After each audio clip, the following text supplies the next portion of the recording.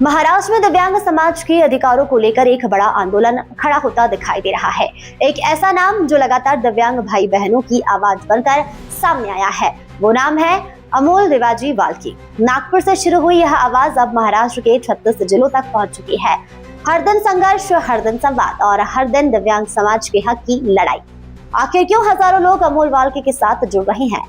क्यों उन्हें बीजेपी में दिव्यांग विकास अघाड़ी का महाराष्ट्र प्रदेश अध्यक्ष बनाने की मांग तेज हो रही है? आज की इस रिपोर्ट में हम आपको बताएंगे अमोल वाल्के की पूरी कहानी और दिव्यांग समाज के लिए उनके संघर्ष की वो तस्वीर जिसने महाराष्ट्र की राजनीति और समाज दोनों का ध्यान अपनी तरफ खींच लिया है। अमोल वाल्के सिर्फ एक नाम नहीं बल्कि हजारों दिव्यांग लोगों की उम्मीद बन चुके हैं। जब कई लोग सिर्फ भाषण देते हैं, तब अमोल वाल्के जमीन पर उतरकर काम करते दिखाई देते हैं। अमोल वाल्के सिर्फ दिव्यांग समाज की आवाज नहीं बल्कि अपने काम और संघर्ष के दम पर कई बड़े सम्मान हासिल करने वाले प्रेरणादायक व्यक्तित्व भी बन चुके हैं। इतना ही नहीं, दिव्यांग भाई बहनों के अधिकारों के लिए लगातार काम करने वाले अमोल वाल्के को अब तक कई प्रतिष्ठित पुरस्कारों से सम्मानित किया जा चुका है। उन्हें महाराष्ट्र उद्योग भूषण पुरस्कार सहित कई सामाजिक सम्मान मिले हैं। इसके अलावा हम यह भी बता दें कि उन्हें 7 बार मुख्यमंत्री देवेंद्र फडणवीस द्वारा सम्मानित किया जा चुका है, जो उनके सामाजिक कार्य और दिव्यांग समाज के प्रति समर्पण को दर्शाता है। अमोल वाल्के के काम की बात करें तो पिछले 30 महीने में उन्होंने 105 से ज्यादा दिव्यांग जनसंवाद कार्यक्रम आयोजित किए हैं, जहां दिव्यांग लोग सीधे अपनी समस्याएं बताते हैं और समाधान की दिशा में काम किया जाता है।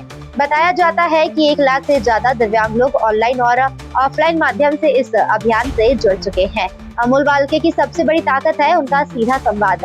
रोज सुबह 7:30 पर दिव्यांग भाई बहनों से बात करना, उनकी समस्याएं सुनना और प्रशासन तक आवाज पहुंचाना, यही उनकी पहचान बन चुका है। इतना ही नहीं, 155 से ज्यादा दिव्यांग लोगों को ई रिक्शा देकर उन्हें आत्मनिर्भर बनाने का काम किया है। 50 से ज्यादा लोगों को बैटरी साइकिल उपलब्ध कराई गई। 100 से ज्यादा युवाओं को सरकारी और निजी क्षेत्र में रोजगार दिलाने का प्रयास किया गया। 300 से ज्यादा दिव्यांग लोगों के UDID कार्ड बनवाने की मदद की गई ताकि उन्हें सरकारी योजनाओं का लाभ मिल सके। आज महाराष्ट्र के 36 जिलों में दिव्यांग समाज का मजबूत नेटवर्क तैयार हो चुका है और अब यह आंदोलन सिर्फ मदद तक सीमित नहीं रहा बल्कि अधिकारों की लड़ाई बन चुका है।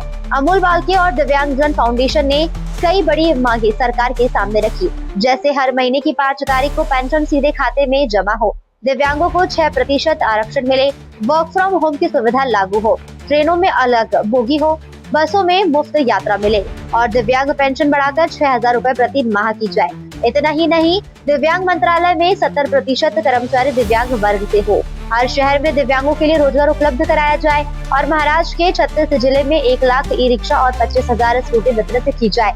यह सिर्फ मांगी नहीं बल्कि उस समाज की आवाज है जो वर्षों से अपने अधिकारों के लिए संघर्ष कर रहा है।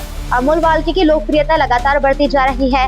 उनकी सामाजिक सक्रियता और जमीनी काम को देखते हुए अब बीजेपी में भी उन्हें बड़ी जिम्मेदारी देने की मांग तेज की जा रही है। कई लोग मानते हैं कि अगर दिव्यांग समाज को मजबूत नेतृत्व देना है तो अमोल वाल्के जैसा जमीन से जुड़ा चेहरा सामने आना चाहिए। सबसे खास बात यह है कि अमोल वाल्के को दिव्यांग होकर भी हजारों लोगों के लिए प्रेरणा बन चुके हैं। उन्होंने साबित कर दिया है कि अगर इरादे मजबूत हो तो कोई भी मुश्किल रास्ता रोक नहीं सकता। आज महाराष्ट्र में एक नई आवाज उठ रही है। संघर्ष नहीं रुकेगा, दिव्यांग समाज अब झुकेगा नहीं। अब देखने वाली बात होगी कि आने वाले समय में दिव्यांग समाज की इस बड़ी आवाज को राजनीति और सरकार कितनी गंभीरता से लेती है। लेकिन एक बात साफ है, अमोल वाल्के ने दिव्यांग समाज को सिर्फ उम्मीद नहीं बल्कि एक नई ताकत देने का काम किया है। अगर आप भी चाहते हैं दिव्यांग समाज की आवाज देश भर में पहुंचे तो इस वीडियो को ज्यादा से ज्यादा शेयर करें, चैनल को सब्सक्राइब करें और बेल आइकन जरूर दबाएं, क्योंकि हम उठाते हैं जनता की आवाज सबसे पहले और सबसे दमदार अंदाज में।